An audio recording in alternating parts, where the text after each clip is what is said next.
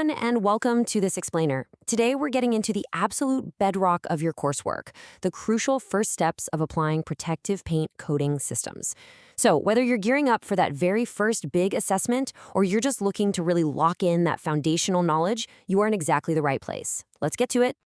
All right, so we're diving straight into the material crafted specifically for your practical assessments at Genesis International College. Now, as you probably know, your CPCCPD3030 coursework demands a lot of self-direction. So our main goal today is to take all that comprehensive info from your student guides and distill it down into a really tight, highly actionable summary. We're taking a blueprint to execution approach today. Here's the roadmap. First, why protective coatings actually matter. Then, the 4-step coating process. Next, we zero in on step 1, plan and prepare. After that, mastering your site documentation, sorting your tools and equipment, and finally, prioritizing your PPE. All right, section 1, why protective coatings matter and how they protect the commercial and industrial world. Before we even think about touching a brush, we really need to talk about the stakes here. You see, these specialized systems, they go way, way beyond just basic decoration. I mean, imagine millions of dollars of infrastructure literally crumbling from rust. That is exactly the kind of corrosion on metals and concrete that we are fighting against. You are essentially engineering shields against brutal weather, highly corrosive industrial chemicals, and just the relentless daily grind of heavy vehicular traffic.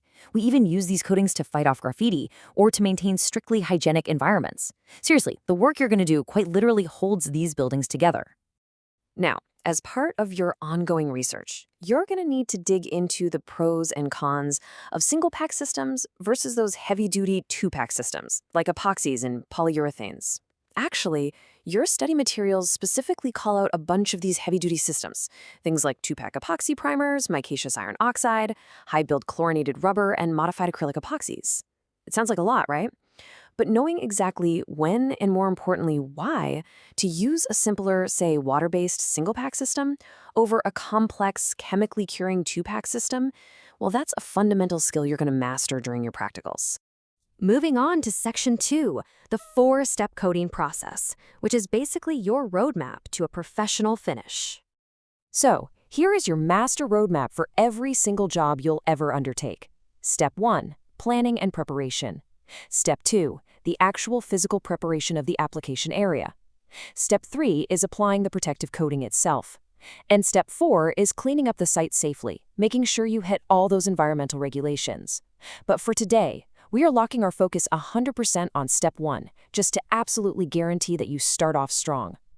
Which brings us to section 3, step 1, plan and prepare, the absolute foundation of every job.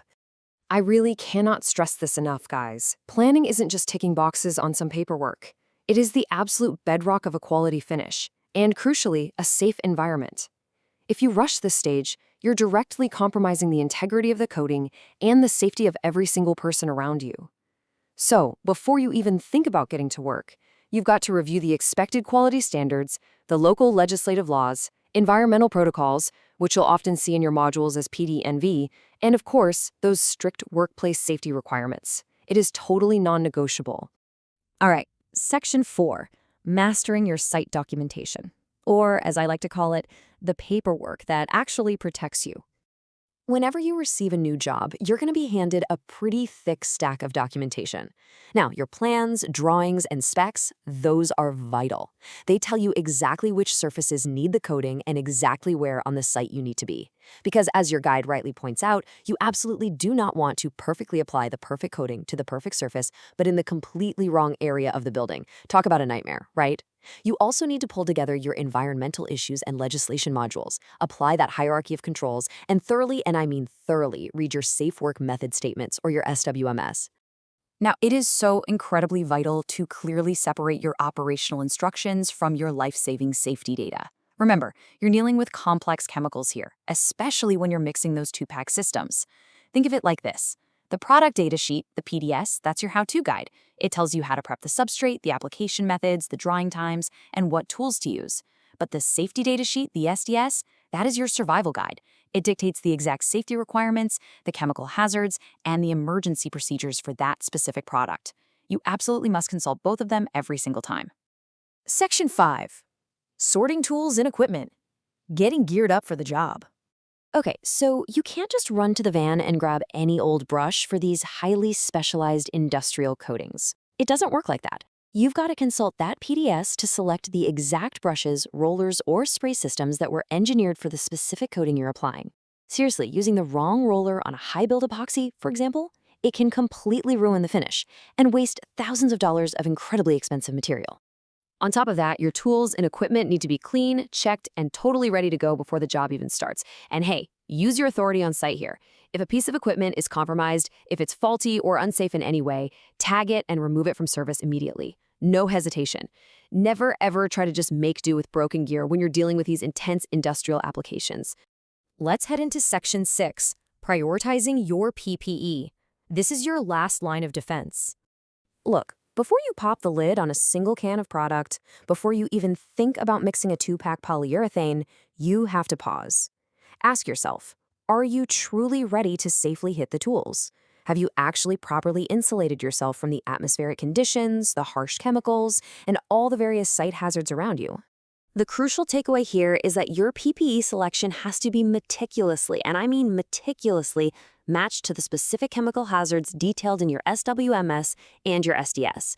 You have to think critically about the exact work you're doing and the specific tools in your hand. Let's be real, a water-based protective coating on concrete is going to have vastly different respiratory and skin protection requirements than, say, a solvent-based, 2-pack, surface-tolerant epoxy going onto metal. It's night and day. You just have to follow all workplace policies and manufacturer instructions to the absolute letter. And I really want to make this exceptionally clear, because this comes straight from your Genesis International College guidelines. Never, ever forget that you have the absolute right, and honestly, the obligation to stop work immediately if a safety issue arises. If you're ever unsure of something, stop and seek clarification. And if your trainer instructs you to stop work, you drop what you're doing and stop instantly. In this industry, safety isn't just priority. It is absolutely paramount. So, I'm going to leave you with this thought as you head into your practical assessments. You have the plans. You know exactly how to select the right tools, and you understand how to protect yourself with the proper PPE. But will your preparation truly stand up to the intense demands of an active industrial worksite? Just remember this. Meticulous preparation doesn't just separate the amateurs from the true professionals. It literally saves lives. Best of luck with those practicals. Go review your modules and stay safe out there.